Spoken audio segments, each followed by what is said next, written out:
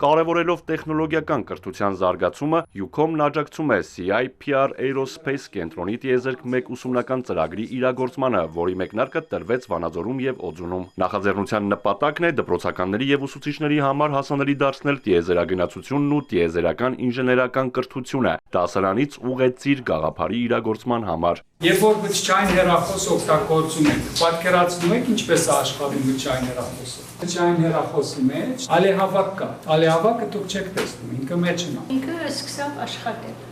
Հիմա եթե ունենանք մեր ուրիշ կայան, ուրիշ տեղ, ինքը կրնա այս ալեհավաքը կարող է սիգնալը ստանալ։ Ucom-ի գլխավոր տնօրեն Ռալֆ Իրիկյանը եւ CIPR Aerospace-ի հիմնադիր տնօրեն Մարի Հրաչուի Բողոսյանը Վանաձորի Վիկտոր Համբարձումյանի անվան 25-րդ հիմնական դպրոցին եւ Օձունի Հովհաննես Օձնեցու անվան համար 1 միջնակարգ դպրոցին հանձնել են տիեզերք 1 ուսումնական փաթեթները, համալրված փոքր արհեստական արբանյակով, վերգետնյա կայանով, պարաշուտով եւ գործնական ուղեցույցներով։ Ucom-ը շատ է կարևորում տեխնոլոգիական կրթությունը, որտեղ ինքը այնպիսի հարթակ է, որտեղ հնարավորություն տալիս է պատանիներին եւ երիտասարդներին սկսին աշխարհը տեսնել տարբեր անկյուններից եւ զարգացնեն իրենց մտածելակերպը եւ ավելի կրթված լինեն տեխնոլոգիայի առումով եւ բերումով եւ ավելի պատրաստ լինեն, որ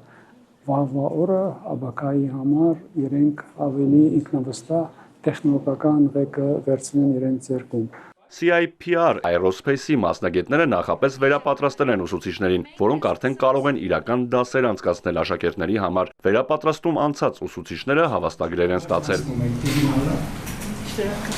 CIPR Aerospace-ը հիմնադրել է տիեզերական ճարտարագիտության մասնագետ NASA-ում ավելի քան 20 տարվա փորձ ունեցող Մարի Հրաչուի Բողոսյանը։ Նա վերջին տարիներին մշակել է Հայաստանի առաջին CubeSat-ը, CanSat-ը եւ Pocket Cube-ը, ինչպես նաև տիեզերագիտության եւ ավիատիեզերական ինժեներության ուսումնական ծրագրեր դպրոցների եւ համալսարանների համար։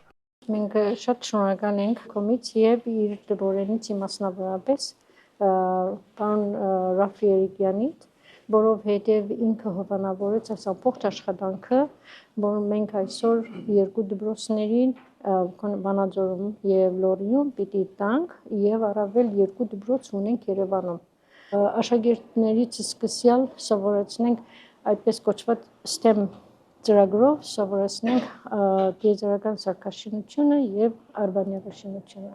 Նախաձեռնությունը միտված է STEM կրթության խորացմանը, ավիատիեզերական ճարտարագիտության առաջին քայլերի ձևավորմանը, մարզային դպրոցների տեխնոլոգիական ներուժի ամրապնդմանը, ինչպես նաև ապագա ինժեներների համար պրակտիկայի եւ կարիերայի նոր հնարավորությունների ստեղծմանը։